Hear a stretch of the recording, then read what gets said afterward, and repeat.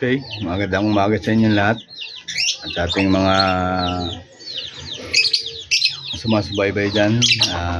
Maraming salamat.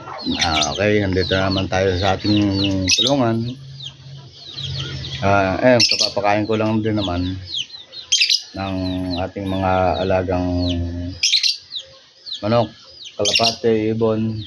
Yan. Yan, naingay ng ating yung African lovebird natin, kasi yung African lovebird natin walay pares. Walay pares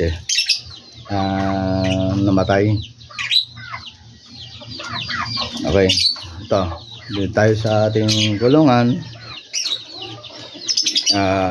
Alagaan natin sila kasi sa ngayon wala naman akong ginagawa. Dito lang ako ngayon. Yan guys, dito. Yan.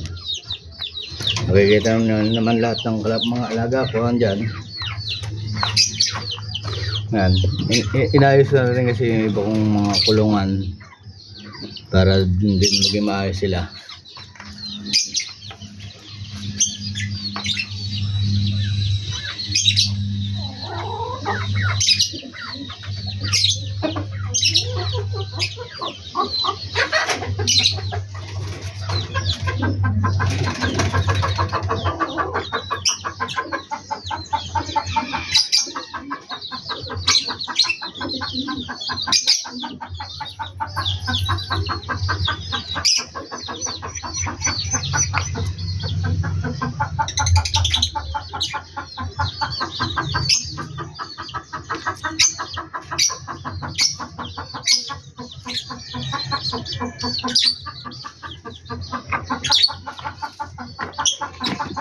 Guys, ayan, mga alaga natin kasi mga alaga natin dito ngayon.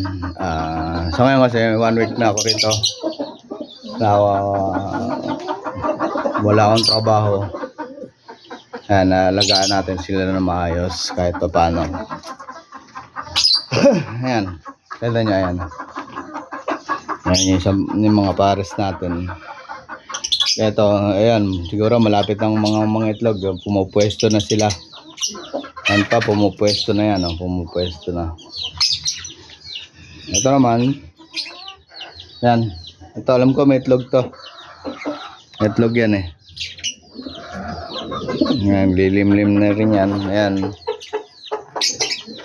Ayun, alam ko naglilimlim na rin yun, ng alaga natin. Ito bagong bago kong pinagpares yung Milky tsaka Blue Bar.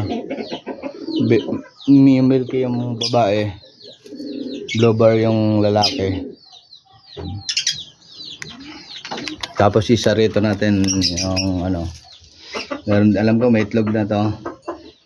Alam ko may itlog na isa yan. Yan, ito rin meron na itlog. Yan. Then isa rin natin dito, ayan checkered yan, press checkered nandyan. Dito naman isang medyo white feather na and then dito checkered blue bar din yan. Ito isa sa yung white, and then medyo ibang abuhin hindi ko bisado anong kulay ganyang style. Ayan naman yung mga pinagpapares natin. Ngayon siguro wala akong trabaho. Ayan, nababantayan ko sila, alagaan ko para kahit pa paano medyo magkaroon na tayo ng mga lahi, kasi ibang walang mga nakaraan hindi tayo makapagpalahi, hindi natin masikaso sila. Sa ngayon ayan, nandiyan sila, maganda-ganda yung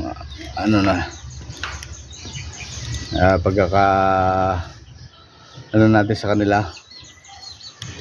Maayos na yung kanilang mga kulungan, inayos natin kasi wala naman tayong trabaho sa ngayon. Yan, medyo safe na mga ano na wala sa kanilang gugulo. Kanya-kanya silang kulungan. Ilang pares din yan yung kalapati natin.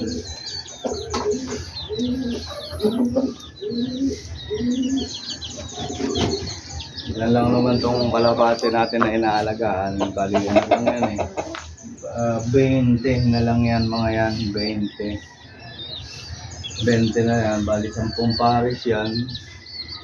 Nakakawala yung 2 pares ko dito. Yung isang pares pala, yung isang lalaki at isang babae. Yung babaeng checkered, black checkered, tapos isang lalaki na blue bar. Nandyan. Nakakawala yan kasi sila lang yung pinakawalan ko. Meron pa naman tayong kulungan, kaya lang hindi ko na sila kinulong muna. Then meron tayo rito mga ayan nga pala guys, yung mga alaga natin kasi ayan na makikita nyo dito meron itlog. Yan guys, itlog dyan itlog ng natin, ng manok natin. Ayan yan ito lalaki, yan yung babae na may itlog doon. Yan. Then meron tayo pala rin doon, naglilimlim. Tapos dito sa kabila, ayan, meron nang rin isang itlog. Yan, meron na isang itlog doon. Yan. Ayan yung isang inahin natin, Ayan. Yung isang inahin nating isang inahin nating manok. Yan yung dalawa. Yung dalawa guys. Nandito lang sa gilid dyan. Nandito lang sila. Dito sa pwesto nila. Yan lang naman ngayon. Talagaan natin sila na mas okay. Mas maayos. Kasi wala naman tayong trabaho. Para kahit pa paano maging tayo, hindi tayo magkaroon ng para maging maayos yung mga, kasi yung mga ibang kalapati natin gawa ng hindi natin naalagaan kasi gabi na tayo na umuwi. So ngayon alagaan natin sila kasi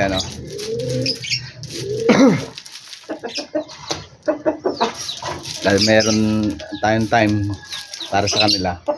Ayun yan din meron isang manok natin na nandyan.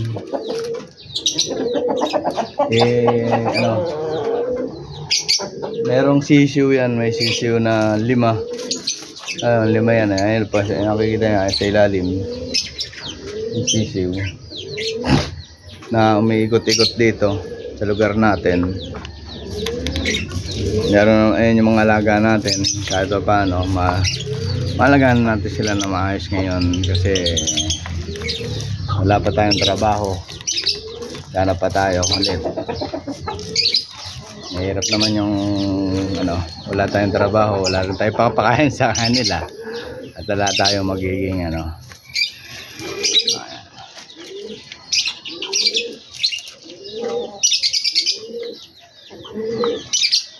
ayan dito, ayan, ang alaga natin mga manok ayan